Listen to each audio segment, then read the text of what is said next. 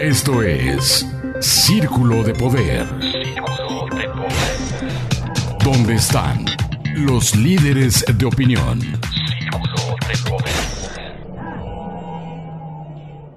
Gracias por acompañarnos en este Círculo de Poder, donde están los líderes de opinión. Y luego nos acompaña Espacio de Análisis, el ombudsperson de Morelos, Raúl Israel Hernández. ¿Cómo estás? ¿Qué tal? Gracias por, como siempre, aceptar la invitación. Oye, hay muchos temas, la agenda en el Estado lo hemos platicado fuera del aire muchas veces, que muta todo el tiempo se está generando inercia, la sociedad, hay una reconfiguración política y social a la cual nos estamos todos acoplando, y en ese sentido de ideas, pues el tema muchas veces de la lectura, de entender cosas, nos cuesta un poquito de trabajo, porque hay que decirlo, hay temas muy técnicos, como el último que comentamos tú y yo en la última entrevista sobre el tema del tribunal, que era de jurisprudencia de la Suprema Corte, y que a mucha gente de pie, como a mí, nos cuesta mucho trabajo entender y sobre todo dimensionar los alcances de esta situación. En este caso, estamos platicando, no podemos tocar todos los temas porque nos llevaremos días, pero el día de ayer estábamos platicando y ponías un tema en la mesa que me llamó mucho la atención, y es el tema de un impuesto que además, por ejemplo, yo no lo tenía ni siquiera bien conceptualizado, una retención que hacen sobre un pago del predial del 25%, que yo tenía que entendido que era el 5%, que es el del predial que se le dirigía a la universidad, pero que además tú me explicabas de grosso modo que es un tema hasta ilegal. Yo no lo entendía, entonces por eso fue que te invité y dije, a ver, pues dame un poquito de luz a mí y al auditorio, porque no entendemos muy bien la dimensión. Si nos puedes ayudar a entenderlo. Claro que sí, Rolando, muchísimas gracias otra vez por estar aquí dándome la oportunidad de dirigirme a tu distinguida audiencia para platicar sobre este importante tema, porque pues definitivamente para nosotros como comisión es muy importante poder servir como esa instancia que acerque a la ciudadanía los temas relevantes que tienen que ver con sus derechos y la protección a la propiedad que se ve afectada por muchas veces el establecimiento de una contribución, de un impuesto. Pues es importante que sepamos cuáles son los alcances de las decisiones judiciales, en qué benefician a la sociedad o en qué la perjudican, y saber pues más allá de la nota, quizás que es muy importante darla a conocer, cuáles son esos efectos, esos alcances. Y en el caso que mencionas, tiene que ver justamente con una decisión de la Suprema Corte de Justicia de la Nación de la semana pasada, derivada de una acción de inconstitucionalidad que se promovió en contra de distintas leyes de ingresos de los municipios aquí en Morelos. No fueron todos, fueron algunos municipios. Aquí traje un poco de información, ahorita voy a dar cuenta de ella.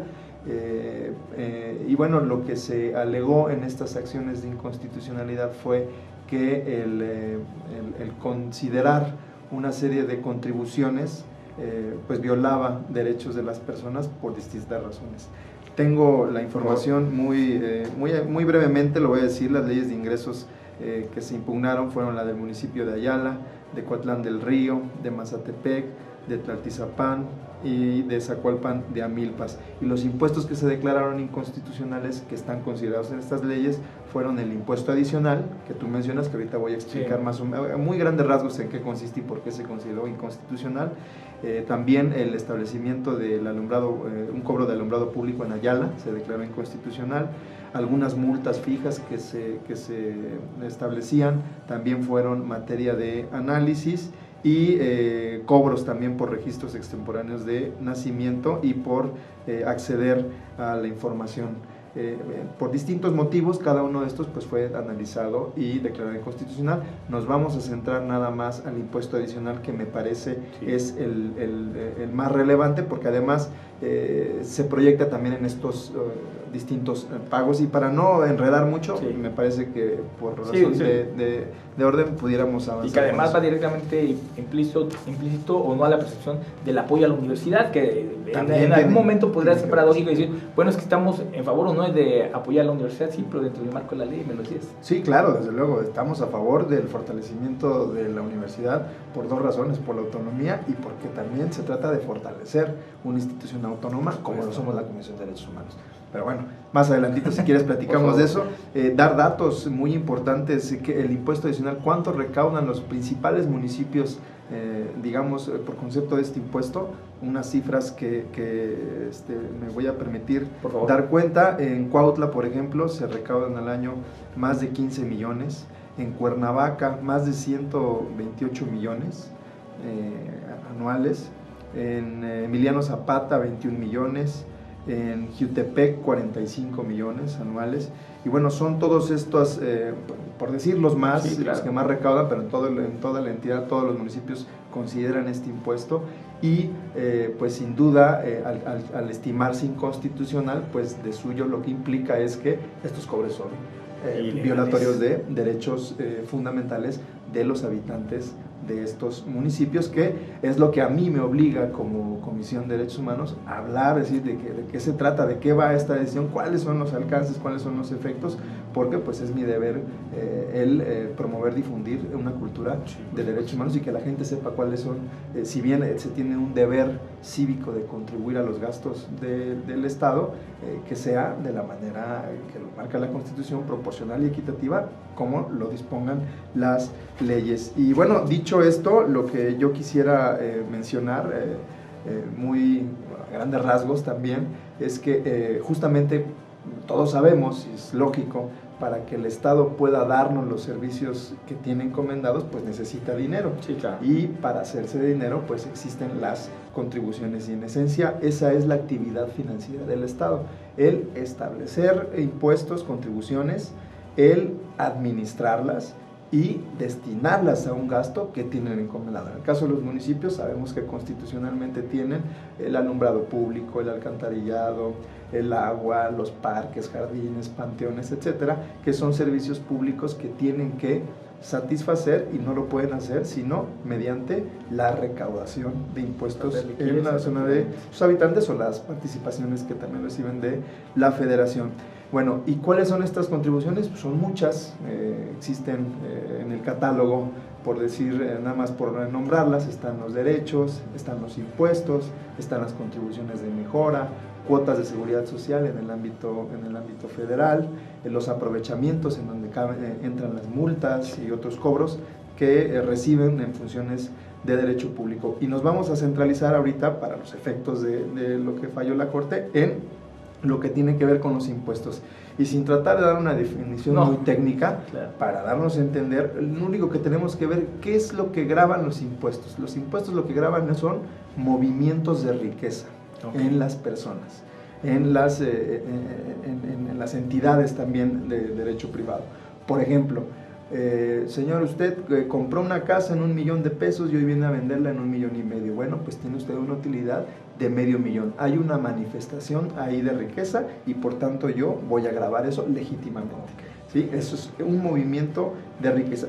Y esto es muy importante para los efectos de lo que analizó la Corte, porque si no hay un índice, una manifestación real de riqueza, pues entonces el impuesto es inconstitucional.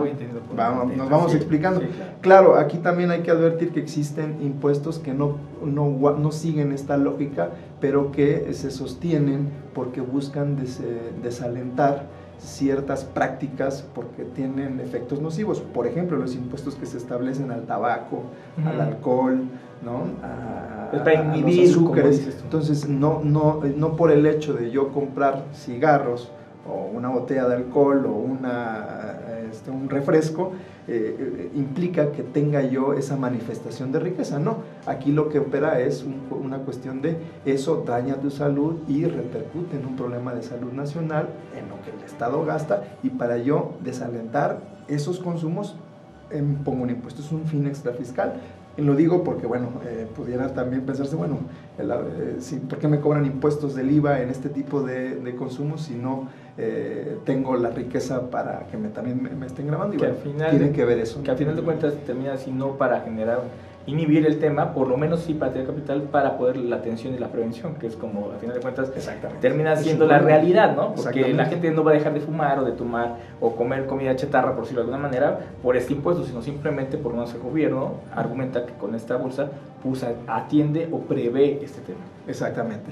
Y bueno, en el caso del impuesto adicional, que es el que nos interesa, decir que al igual que todas las contribuciones, como afectan uno de nuestros derechos básicos como sociedad, uno de los pilares de una democracia, que es la propiedad privada, mi dinero, mi propiedad, el legislador y la teoría dice, para evitar la arbitrariedad de una autoridad ejecutiva como puede ser el ayuntamiento, el poder ejecutivo del estado o el federal, para evitar que ellos cobren impuestos a su a la discrecional, entonces surge un principio que se llama de legalidad y de reserva de ley, que en lo que consiste en esencia es que ese impuesto debe de estar establecido en una ley formal y material, producida por el órgano legislativo. Y así lo dice la Constitución, en nuestra obligación de contribuir a los gastos de la Federación, de los estados y de los municipios, dice el artículo 31, fracción cuarta, que tiene que ser de la manera proporcional y equitativa, de la manera en que dispongan las leyes. Esa expresión, disponer las leyes, es de donde sale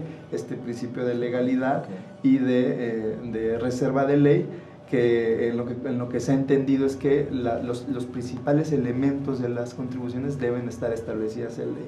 El objeto, el sujeto, la base, tasa, tarifa, época de pago, y las exenciones le tocan al legislador, y con eso se evita la discrecionalidad de los gobernantes. Y esto me parece que es muy relevante, muy importante en el caso ya, ahora sí estamos entrando en el caso del impuesto adicional, porque los municipios, esto es importante decirlo, tienen también a nivel constitucional consagrados dos prerrogativas, digamos. Uno, a recibir impuestos que se establezcan por la propiedad inmobiliaria, y además tienen lo que se conoce como la autonomía municipal, para que puedan destinar los recursos que reciben libremente, sin injerencia de otros poderes. Okay. Y bueno, estas contribuciones, estos impuestos, incluido el adicional, en donde se prevén es en leyes, como decíamos, atendiendo este principio de legalidad, leyes especiales que establecen las contribuciones. Hay una ley, leyes federales, hay una ley estatal de Hacienda y hay una ley municipal de Hacienda, en donde se prevén las contribuciones, entre otras, el impuesto adicional. Okay. Y aquí ya entramos en lo interesante. En el tema. El impuesto adicional, fíjate, para decirlo de una manera muy simple, lo que grava, su objeto, es el que seas un ciudadano cumplido. Y es algo que, pues, desde que te lo planteo, es aberrante, ¿no? Sí, ¿por qué? Porque dice la ley municipal que será objeto el pago de otras contribuciones previstas en la propia ley. Es decir, que si yo voy a ir a pagar mi predial, si yo adquiero una casa y tengo que pagar un impuesto por esa traslación de dominio, si tengo que pagar un certificado, en fin, sí, cualquier impuesto, derecho, contribución que se prevé en esa ley, dice la ley, bueno, pues por cumplir con eso, te voy a cobrar un 25%. Te grabo la... Es una sobretasa, y yo lo reduzco en términos muy simples, ¿no? Me cobras un impuesto por ser cumplido. Y es entonces ahí donde nos regresamos a lo que mencionábamos hace ratito. Exactamente, es un contrasentido, es manifiestamente inconstitucional, porque decíamos que los impuestos deben de gravar manifestaciones reales de riqueza. ¿Y qué manifestación de riqueza hay en el hecho de que yo cumpla con mis obligaciones como ciudadano al ir y pagarte algún servicio que me estás prestando? Y en ese sentido se considera el cobro de este impuesto inconstitucional, y es algo que en múltiples sentencias de tribunales de amparo se ha venido impugnando este tipo de cobros, y se ha establecido jurisprudencia ya de mucho tiempo en el sentido de que resultan inconstitucionales. Y bueno, aquí también aprovecho para decir lo que hace ratito dabas cuenta de que el famoso destino del 5% de ese 25% sí, para el apoyo a la educación, que también ha sido en otros momentos declarado inconstitucional, porque viola lo que decíamos hace un momento sobre la autonomía municipal en el destino y aplicación de sus recursos, porque recordemos que la educación es una responsabilidad de la Federación y de los estados, y el municipio no tiene por qué, se dice, estar destinando dinero que le es propio a un servicio que le corresponde a otro orden jurídico. Que aquí hay que ser muy claros, no se trata de estar en contra del fortalecimiento, lo decíamos, de la universidad ni de la educación. Al contrario, me parece que tenemos un compromiso pendiente con nuestra educación a nivel nacional, estatal, para fortalecerla, para garantizar esas autonomías, Y bueno, esto no puede sino hacerse, claro está, dentro de los marcos constitucionales que se establecen para llegar a esa finalidad, ¿no? Porque no se puede perseguir este fin a través de medios que resultan inconstitucionales. Lo decíamos fuera del aire. Hay que generar los mecanismos para apoyarlo, no improvisar y no tratar de grabarle, porque además es un tema histórico que al contribuyente cumplido es el que le están cargando más impuestos. Entonces, al final de cuentas, hay que generar los mecanismos en este sentido para apoyar a la universidad, que todos estamos de acuerdo en que es una prioridad fundamental, pero dentro del marco de la ley. Así es. Y bueno, ¿qué es lo que pasó con la sentencia que nos da cuenta la semana pasada, este fallo de la Corte, que es muy importante? Se da en el siguiente contexto. Decíamos que la ley, el impuesto adicional lo prevé una ley especial, pero en nuestro sistema no se puede cobrar un impuesto previsto en una ley si una ley de ingresos no lo contempla. Las leyes de ingresos son un instrumento muy importante. De hecho, en estos momentos se están dando los tiempos legislativos que tienen que ver con el presupuesto y ley de ingresos del Estado y las leyes de ingresos de los municipios. ¿Y por qué son importantes estas leyes de ingresos? Porque a diferencia del resto de las normas, tienen 3 características muy importantes. La primera es que tienen un procedimiento en la Constitución señalado con tiempos inclusive de cuándo tiene que presentar el ayuntamiento su iniciativa, que es a inicios de octubre, cuándo tiene que aprobar el Congreso y cuándo tiene que darse todo este proceso legislativo para que entren en vigor en el próximo ejercicio fiscal. Entonces tienen un procedimiento específico, 1. 2, tienen un contenido también muy puntual, a diferencia de lo demás, y este contenido, para no profundizar, no es otra cosa sino que autorizar la aplicación de una ley prevista en otro ordenamiento, como es el impuesto adicional. Y tercero, que el ámbito de vigencia es anual, por este principio de anualidad de las contribuciones. Entonces, de aquí lo que se sigue en este sentido de las leyes de ingresos es que al final, con independencia de que esté previsto un impuesto en una ley distinta, va la ley de ingresos a venir a autorizar la aplicación durante un ejercicio de esa ley, y en ese sentido puede considerarse que esa autorización es inconstitucional por permitir que se estén cobrando impuestos que ya han sido declarados inconstitucionales en otro momento. Y bueno, ¿qué es lo que hace la Suprema Corte de Justicia de la Nación? Es analizar una acción de inconstitucionalidad que se promueve en contra de estas leyes de ingresos. ¿Cuál es el alcance de la sanción? Exactamente, de estas leyes de ingresos, y a partir del estudio que hacen, llegan al resultado de que, bueno, esto resulta inconstitucional, el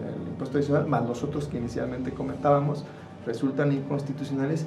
Y aquí, a diferencia de los amparos que se tenían hasta hoy y de la jurisprudencia generada a raíz de ellos, a diferencia de eso, y esto es bien importante, lo que hace esta decisión de la Corte es derogar estas leyes de ingresos en lo que tiene que ver con los impuestos declarados inconstitucionales.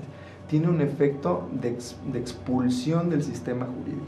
Son normas que ni son válidas, pero tampoco son vigentes. Y en ese sentido, al contribuyente, al ciudadano, le abre un panorama mucho más sencillo, digamos, para poder defenderse en contra de una eventual aplicación de estas normas. ¿Por qué? Porque antes de esta decisión, en estos municipios, insisto, y con un matiz que voy a decir al final, lo que va a dejar antecedente. Exactamente. Lo importante es que, bueno, antes si te aplicaban, tú ibas y pagabas tu predial y te aplicaban el 25 adicional y te querías inconformar, tenías que irte a un juicio de amparo. Y bueno, sabemos que algo que, aunque no debería de ser, porque estamos hablando de juicios de derechos fundamentales, el amparo se ha convertido en un instrumento un poquito técnico y que lo ha hecho lejano a la sociedad, pues porque se necesita, además de la especialidad, pues también de tener recursos para pagar un patrocinio de una boda. Ni siquiera vale la pena, ¿no? Ni siquiera vale la pena, exactamente. Entonces, hoy ya no, hoy con esta decisión de la Corte en esos municipios, si se aplica esta norma declarada inválida, hay un procedimiento que a partir del 2013 se prevé en la ley reglamentaria de este proceso conjunto con la ley de amparo, en el sentido de que si una autoridad aplica esta norma declarada inconstitucional, ya no me tengo que ir a un amparo, no tengo que agotar todo ese proceso, simplemente voy con un juez de distrito y le diga: señor, me están aplicando, soy fulanito de tal, y me están aplicando esta ley, que fue este impuesto que fue declarado inconstitucional por la Corte en una acción, y lo que hace el juez de distrito ya no es agotar todo un proceso de amparo, sino de mandar llamar a la autoridad y decir: a ver, señor, me están diciendo que usted está aplicando esta ley que fue declarada inconstitucional, dígame si es cierto o no es cierto. Si es cierto, bueno, pues le doy 3 días para que la deje sin efectos, y en su caso, que se le devuelva el dinero. Y si no lo hace y se considera que hay inclusive una conducta renuente o con dolo, puede iniciarse un procedimiento que culmine con la destitución del servidor público que aplica la norma. Entonces, como ves, es tiene un impacto importantísimo, y que además estas decisiones que se dan por la Corte en esta vía, en específico la acción de inconstitucionalidad, no nada más vinculan, obligan a las autoridades que fueron, digamos, escuchadas y vencidas en el juicio, sino a todas las demás autoridades que en alguna medida pudieran verse en una situación de tener que aplicar esta ley cuando no lo deben de hacer por virtud de la declaratoria. E inclusive hay jurisprudencia de que estas decisiones vinculan también a los particulares para que no se desacaten, porque es la máxima decisión de un tribunal federal. Y bueno, nada más para cerrar el tema y lo relevante de esto, porque te vi por ahí que decías que siente un precedente respecto a las demás leyes de ingresos. Fíjate que eso es algo sumamente interesante, porque pues en efecto en todas las demás leyes que no fueron materia de la acción, se entendería que se pudiera seguir cobrando este impuesto. Y fíjate que aquí lo interesante está en la distinción que debe de hacerse entre lo que es una disposición, el texto de una ley, que diga: se autoriza el cobro del impuesto predial previsto en tal ley, de las leyes que fueron impugnadas, ¿no? Ese es el texto. Pero de la lectura, lo que hacemos en ese ejercicio de la lectura y el resultado, obtenemos una norma, que ya no es el texto, es una norma, es una hipótesis normativa, y esa hipótesis normativa se repite en todas las demás leyes. ¿Estamos de acuerdo? Sí, inclusive en la que le establece originariamente el impuesto. ¿Esto qué quiere decir? Y la Corte lo ha dicho, y hay jurisprudencia de lo que te estoy diciendo, que este tipo de sentencias de acciones de inconstitucionalidad, además de ese efecto vertical de la ley que fue judicializada y declarada inconstitucional, hay un efecto horizontal. En todas aquellas leyes en donde se prevea la misma hipótesis normativa, existe una invalidación, dice la Corte, indirecta. Es un mecanismo de invalidación indirecta de normas. Entonces, podemos decir con rigor jurídico que esa invalidez alcanza a todas las demás. Eso me refiere al antecedente. Sí, aquí el tema, y eso no está definido, eso estaría para una reflexión un poquito más complicada, es cómo hacer valer respecto de las demás leyes esta declaratoria digamos, indirecta de invalidez. Si tiene que ser un juicio de amparo, si es el mini procedimiento que te recomiendo de denunciar al servidor que aplica la norma, o inclusive un juicio de nulidad. Eso ya es un tema del cómo hacerlo valer, pero de que son inconstitucionales por el mero efecto de estas decisiones, lo son, aunque no hayan sido llevadas a juicio. Fíjate que dicen que en las letras chiquitas está el diablo. A final de cuentas, uno cree que ya es una ley, ya es una norma y transita de manera implícita. Además, el tema ahora se genera porque hay un fallo de la Suprema Corte, por la mayor parte de la gente pues, pagas tu impuesto y realmente pues es a chipote dado, nadie te lo quita, ¿no? Ya pues asumes que es implícito la responsabilidad y que no hay manera ni siquiera de poder negociar el asunto, por decirlo de alguna manera, pero nos damos cuenta de que no, y además sobre todo el alcance que llegan a tener este asunto. Y yo, la pregunta que me viene a la mente ya para cerrar sería: ¿a qué se deben este tipo de irregularidades o inconsistencias? ¿A una mala ejecución de la ley, mala planeación? ¿A qué se da? ¿A la actualización de los tiempos? También hay que decirlo, no sé. ¿Tú cómo lo percibes? Pues mira, me gusta mucho tu pregunta, porque pues lo que tenemos que esperar a tantos amparos, tanta jurisprudencia, y a que venga la Corte y con una decisión de esta magnitud nos diga que estamos haciendo algo mal, cuando ya lo sabíamos.